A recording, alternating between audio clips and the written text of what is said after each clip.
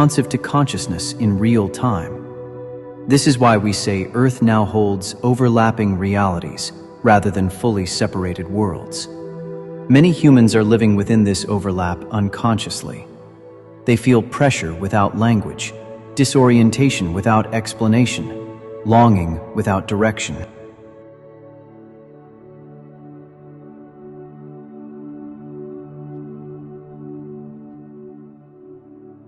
They may sense that something is changing, while simultaneously resisting anything that threatens their identity. This inner tension is not confusion, it is the activation of the open clause. The soul is being asked a question it postponed answering before birth. Do you wish to continue exploring experience through separation, or are you ready to know yourself through unity?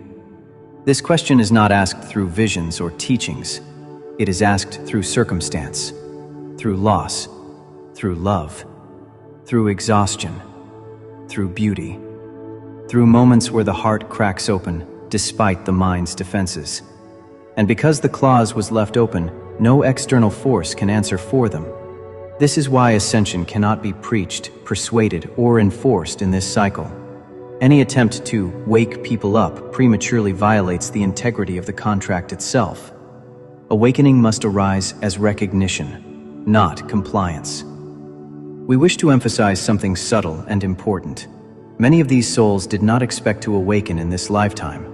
Their original intention was to complete relational, karmic, or experiential arcs, family lineages, societal roles, emotional healing, without necessarily transcending the density of human identity. Yet the planetary field has shifted in such a way that completion itself now opens a doorway into awareness. Thus, many are awakening after finishing what they came to do, not before. This creates a unique dynamic. Individuals who are deeply human, deeply invested in life, deeply bonded to Earth, suddenly finding themselves sensitive, reflective, questioning, and tender. They are not abandoning humanity, they are transfiguring it from within. This is also why these souls often do not resonate with spiritual hierarchies, star lineage language, or ascension narratives. Their awakening is grounded, embodied, relational. They seek peace, not transcendence, meaning, not escape, love, not superiority. They are not behind. They are precisely on time for their path. The existence of parallel experiential fields allows these souls to move gradually, to test resonance without rupture, to explore awareness without losing their footing in human life. This gentle gradient is intentional. It prevents shock, fragmentation, and rejection. It allows the heart to lead where the mind would resist.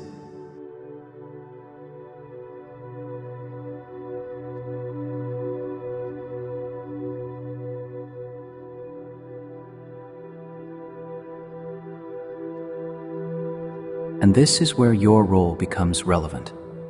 Because these souls are awakening within life rather than out of it, they require points of contact that feel safe, familiar, and non-threatening. They do not need guides standing above them. They need humans who are at peace within themselves. This is why starseeds who expected to leave density are now asked to remain accessible. This is why your spiritual identity softens. This is why your life becomes quieter, simpler, more human.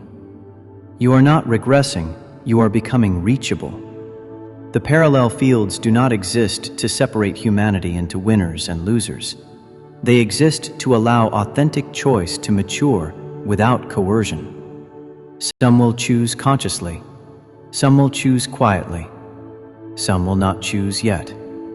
All paths are honored. The bridge bearer emerges not as a role imposed from above, but as a natural function of proximity. You stand where worlds overlap because you are comfortable with ambiguity, with not knowing, with holding love without agenda. This comfort was cultivated through your own dissolution, your own identity shedding, your own waiting. The bridge is not built for humanity. It is built within humanity, through those willing to remain present while others decide who they are becoming. There are those among you who expected to graduate quickly from density, who believed that awakening meant leaving the human mess behind, yet you find yourself remaining, still here, still feeling, still accessible. And this can create sorrow or impatience, but we tell you plainly, you are not stalled, you are stationed.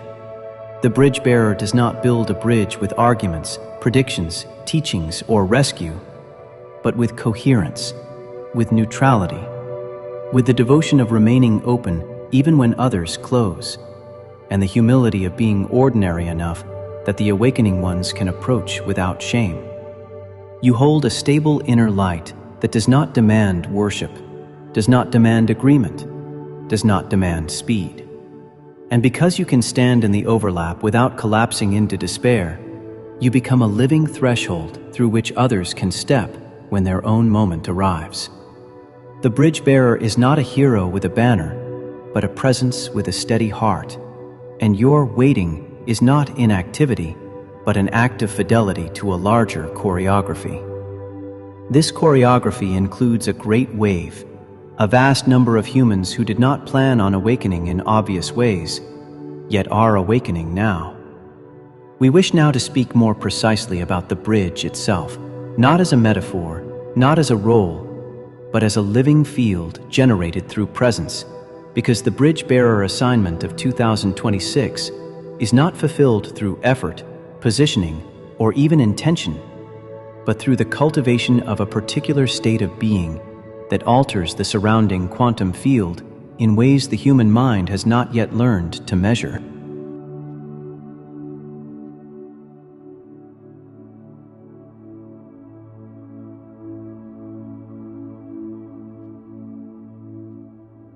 This is the deeper reason presence has become your primary protocol.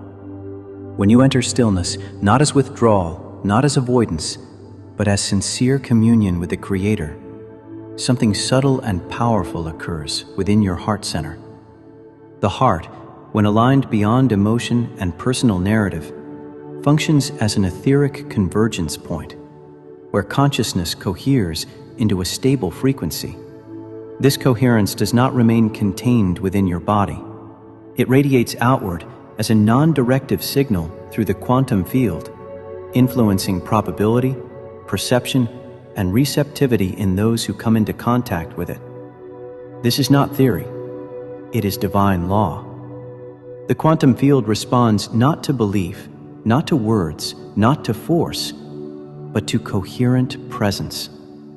When your heart rests in connection with Creator, without agenda, without outcome, without superiority, it generates a ripple effect that reorganizes the informational environment around you. Others entering this field experience it as safety, calm, clarity, or a sudden interruption of their inner noise.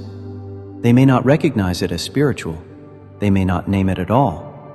Yet something in them relaxes long enough for truth to become possible. This is how awakening now occurs, not through revelation, but through exposure.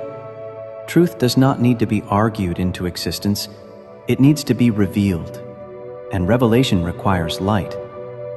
The bridge bearer is not the light source, Creator is, but you are the conduit through which illumination becomes accessible within human proximity. This is why presence is the assignment. Presence creates a heart-centered, etheric field that cannot be resisted through intellect. The mind may reject ideas, identities, or teachings, but it cannot argue with peace. When peace is encountered directly, the nervous system recognizes it as familiar, even if the belief system cannot explain it. This recognition opens a door the intellect alone could never unlock. This is critically important for the phase Earth is entering.